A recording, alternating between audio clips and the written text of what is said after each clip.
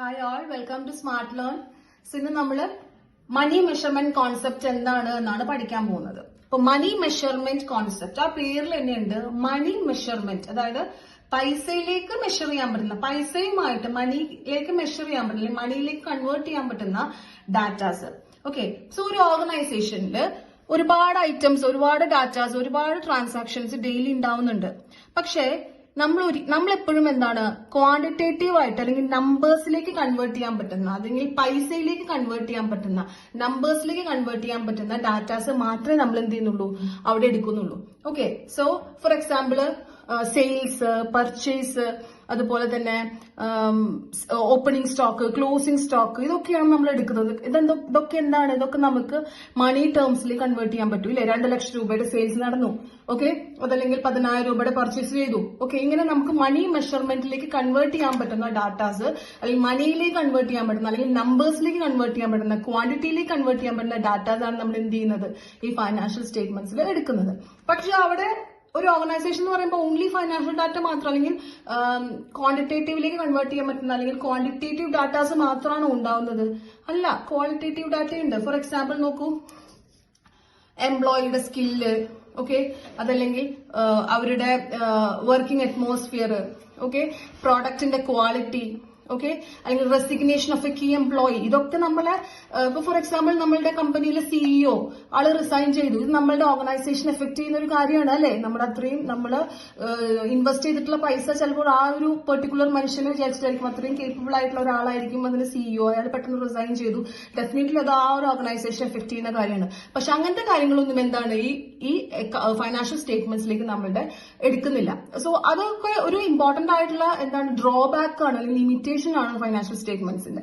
അപ്പൊ നമ്മൾ only which can be measured in terms of money, അല്ലെങ്കിൽ ക്വാണ്ടിറ്റിയിലേക്ക് കൺവേർട്ട് ചെയ്യാൻ പറ്റുന്ന ഡാറ്റാസ് മാത്രം നമ്മൾ നമ്മുടെ അക്കൗണ്ടിംഗ് സ്റ്റേറ്റ്മെന്റ്സിലേക്ക് എടുക്കുന്നുള്ളൂ. Okay, so we record only those transactions which can be measured in terms of money.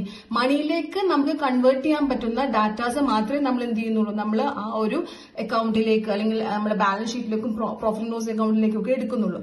So നമ്മൾ focus is on quantitative information. Okay, നമ്മൾ ക്വാളിറ്റേറ്റീവ് ഡാറ്റാസ് എടുക്കുന്നില്ല.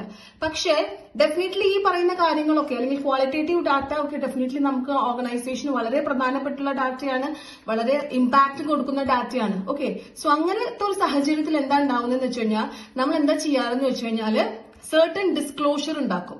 ഓക്കെ, നോട്ട്സ് ആയിട്ട് നമ്മൾ എഴുതും. അതായത് നമ്മുടെ balance sheet, profit loss account ഒക്കെ നമ്മൾ പ്രിപ്പയർ ചെയ്തതിന് ശേഷം താഴെ നമ്മൾ എന്ത് ചെയ്യുന്നു, നോട്ട്സ് ടു ഫൈനാൻഷ്യൽ സ്റ്റേറ്റ്മെന്റ്സ് എന്ന് പറഞ്ഞ് ഇമ്പോർട്ടന്റ് ആയിട്ടുള്ള കാര്യങ്ങൾ, അതായത് ഇന്ന കാര്യങ്ങൾ നടന്നു എന്ന് പറഞ്ഞ് നമ്മൾ എഴുതും. അപ്പോൾ ഏതൊരാളാണോ, ഇപ്പൊ നമ്മൾ സ്റ്റേക്ക് ഹോൾഡേഴ്സിനെ പറ്റി പറഞ്ഞു, അപ്പൊ അവരെന്താണ് ആ ഒരു സ്റ്റേറ്റ്മെന്റ് എടുത്ത്, ഏതൊരാൾ ആ സ്റ്റേറ്റ്മെന്റ് എടുത്ത്, അല്ലെങ്കിൽ ആ നമ്മുടെ ഫൈനാൻഷ്യൽ സ്റ്റേറ്റ്മെന്റ് എടുത്ത് നോക്കുകയാണെങ്കിൽ ഡെഫിനറ്റ്ലി അവർക്ക് എന്താണ്, ഇത് വായിച്ചു നോക്കിയാൽ മനസ്സിലാവും, ഓക്കെ, ഇവിടെ നടന്നിട്ടുള്ള കീ ആയിട്ടുള്ള കാര്യങ്ങൾ എന്തൊക്കെയാണ്, ഇമ്പോർട്ടന്റ് കാര്യങ്ങൾ, വേറെ കാര്യങ്ങൾ, ഓക്കെ, മണിയിലേക്ക് മെഷർ ചെയ്യാൻ പറ്റാത്ത കാര്യങ്ങൾ എന്തൊക്കെയാണെന്ന് തീർച്ചയായിട്ടും മനസ്സിലാവും. അപ്പൊ നമ്മൾ അങ്ങനെയുള്ള ഡാറ്റാസ്, ഓക്കെ, ഇങ്ങനത്തെ നമ്മളെ കമ്പനിക്ക് വളരെയധികം ഇമ്പാക്ട് കൊടുക്കുന്ന ഈ ഡാറ്റാസ് നമ്മൾ നോട്ട്സ് ടു ഫൈനാൻഷ്യൽ സ്റ്റേറ്റ്മെന്റ്സ് എന്ന് പറഞ്ഞ്, അല്ലെങ്കിൽ നോട്ട്സ് ആയിട്ടാണ് നമ്മൾ എന്ത് ചെയ്യുന്നത്, എഴുതുന്നത്. ഓക്കെ, അപ്പൊ ഇതാണ് മണി മെഷർമെന്റ് കോൺസെപ്റ്റ്.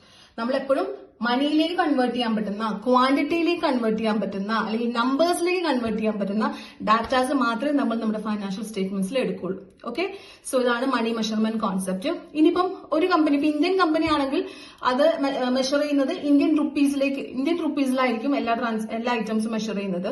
അങ്ങനെ ഓരോ രാജ്യത്ത്, അതായത് ഏത് രാജ്യത്താണോ ആ ഒരു കമ്പനി സ്ഥിതി ചെയ്യുന്നത്, ആ ഒരു സ്ഥലത്തെ നാഷണൽ കറൻസിയിലാണ് അവരവരുടെ സ്റ്റേറ്റ്മെന്റ്സ് എന്ത് ചെയ്യുന്നത്, ഉണ്ടാക്കുന്നത്. ഇപ്പം ചില കമ്പനീസിന് എന്താണ്, ഇന്റർനാഷണൽ ബിസിനസ്, ഇപ്പം വലിയ MNCs ഒക്കെ ആണെങ്കിൽ പല രാജ്യങ്ങളിൽ അവരെന്ത് ചെയ്യുന്നുണ്ടാവും, അവർ വർക്ക് ചെയ്യുന്നുണ്ടാവും. അങ്ങനെയാണെങ്കിൽ it is converted into a uniform currency. ഇപ്പൊ ഇന്ത്യൻ കമ്പനി ആണെങ്കിൽ അത് റുപ്പീസിലേക്ക് എന്ത് ചെയ്യും, കൺവേർട്ട് ചെയ്യും. ഡോളർ ആണെങ്കിൽ ഡോളറിന് റുപ്പീസിലേക്ക് കൺവേർട്ട് ചെയ്യും. പൗണ്ട് ആണെങ്കിൽ പൗണ്ടിന് റുപ്പീസിലേക്ക് കൺവേർട്ട് ചെയ്യും. അപ്പൊ അങ്ങനെയാണ് ചെയ്യുന്നത്. Okay, this is money measurement concept. Okay, thank you. So നിങ്ങൾക്ക് ഈ വീഡിയോ മണി മെഷർമെന്റ് കോൺസെപ്റ്റ് മനസ്സിലായിട്ടുണ്ടെങ്കിൽ please like, share, support and subscribe my channel. Okay, so നിങ്ങളുടെ വിലയേറിയ ഫീഡ്ബാക്കുകൾ കമന്റ്സ് ആയിട്ട് എന്നെ അറിയിക്കുക. Okay, thank U.